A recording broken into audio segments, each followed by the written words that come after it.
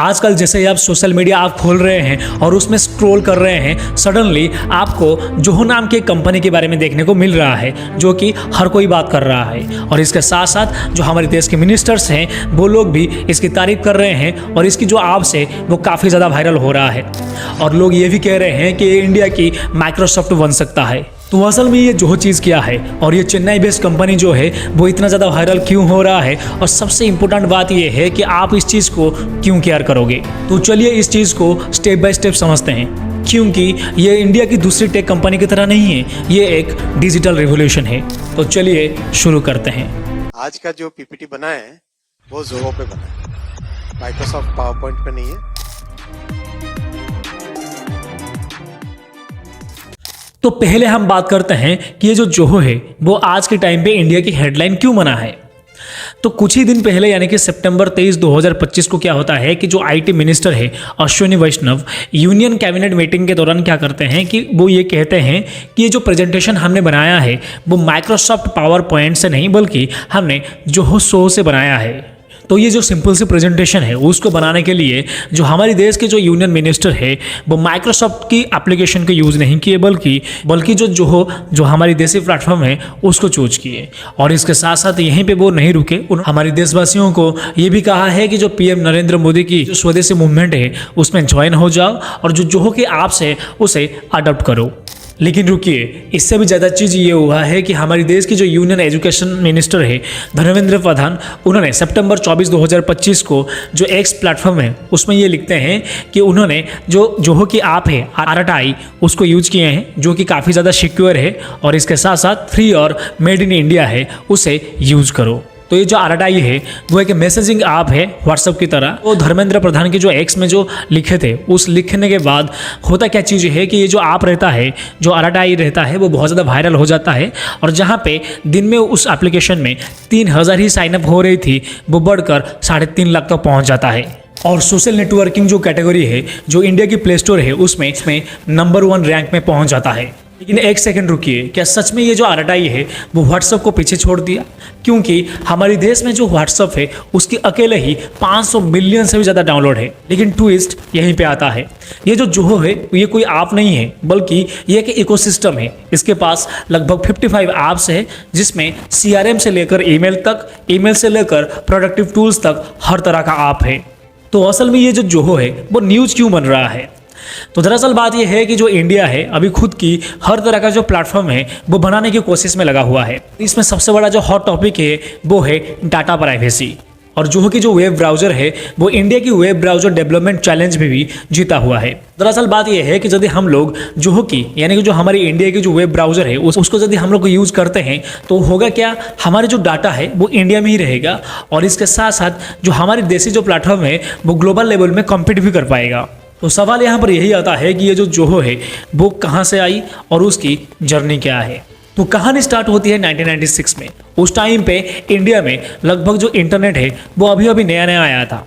लेकिन चेन्नई में एक अपार्टमेंट में एक लड़का जो कि प्रिंसटन से PhD करके आया था, उसने हमारे देश में जो टेक रेवोल्यूशन है उसको करने वाला था। उसका नाम था श्रीधर बेम्बू और उस लड़के का मिशन था इंडिया से वर्ल्ड क्लास की टेक्नोलॉजी बनाना। तो 1996 में श्रीधर बेम्बू और उनकी भाई टोनी थॉमस और उसके साथ साथ उनकी जो छोटी सी टीम है वो एक एडवेंट नेट नाम की एक कंपनी स्टार्ट करते हैं। और वो लोग कोई भी जो कैपिटल वेंचर या फिर IPOs को चेस नहीं कर रहे थे, यानी कि हम कह सकते हैं कि एक बूटस्ट्रैप कंपनी था जो लोग कोई भी फंडिंग को रेज नहीं किए थे। और वो लोग उस टाइम पे टेलीकॉम कंपनीज के लिए एक नेटवर्क मैनेजमेंट सॉफ्टवेयर को बनाने की कोशिश कर रहे थे। और ये इसीलिए कर रहे थे क्योंकि उस टाइम पे यानी कि 90s में जो ये चीज़ थी ये बहुत ज़्यादा ट्रेंडिंग में थी।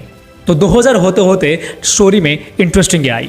उस टाइम पे क्या हुआ कि जो इंटरनेट है वो सब कुछ बदल दिया। जो सॉफ्टवेयर्स थे वो क्लाउड में बदल गए और इसी चीज़ को देखते हुए श्रीधर बेम्बू को एक अपॉर्चुनिटी नजर आया। तो 2005 में क्या हुआ कि उनके द्वारा जो कंपनी बनाई गई थी एडवेंट नेट, उन्होंने जोहो CRM नाम के एक टूल बनाते हैं। और उस टूल इसलिए बनाए थे क्योंकि जितने भी सारे जो बिजनेसेस थे वो बिजनेस अपने कस्टमर को मैनेज कर सके। और ये चीज़ बनाना एक बोल्ड मूव था क्योंकि उस टाइम पे सॉफ्टवेयर एज ए सर्विस यानी कि सास सर्विस में सेल्स फोर्स नाम की एक कंपनी ने डोमिनेट कर रही थी। और लेकिन जो जोहो है वो यहीं पे नहीं रुकी।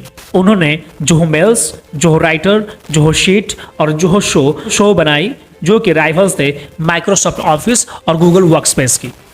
तो 2009 में एडवेंटनेट को पूरी तरीके से रिब्रांड किया जाता है और जोहो कॉर्पोरेशन नाम दिया जाता है। और आज के टाइम पे जोहो के पास लगभग 55 से भी ज़्यादा ऐप्स है और लगभग 7 लाख से भी ज़्यादा बिजनेसेस को 50 प्लस कंट्रीज में ऑपरेट होते हैं।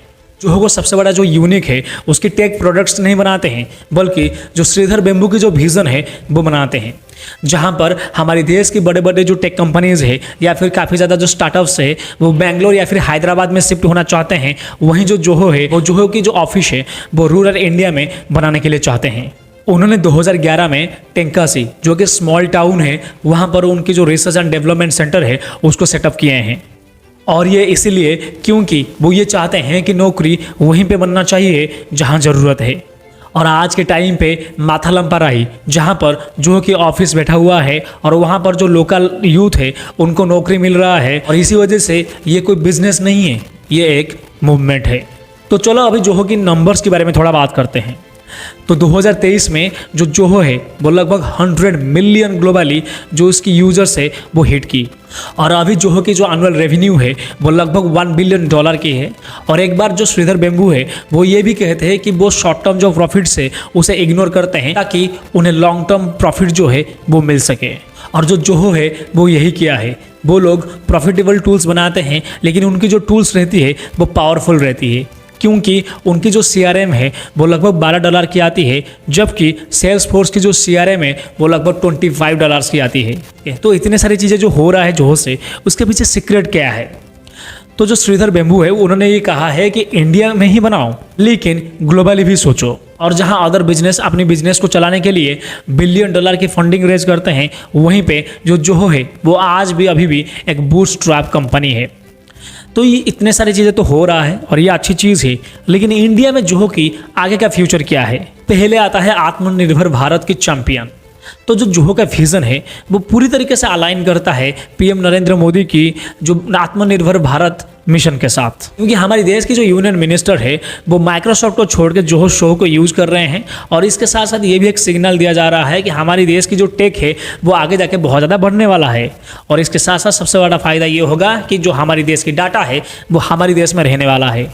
और ये बस तो शुरुआत है कि जोहो का जो कॉन्ट्रैक्ट है गवर्नमेंट के साथ, यानी कि जो मिनिस्टर्स लोग जो मेल्स को यूज़ कर रहे हैं, इससे ये साबित हो रहा है कि जो गवर्नमेंट है वो जोहो के ऊपर भरोसा दिखा रहा है। यदि बाई चांस ये चीज़ ट्रेंड बन जाता है तो आगे जाकर जो जोहो है वो हमारे देश के जो स्कूल, बिजनेस या फिर ऑफिस में जो फॉरेन की जो एप्लीकेशन है उसकी स्वदेशी अल्टरनेटिव बनने वाला है।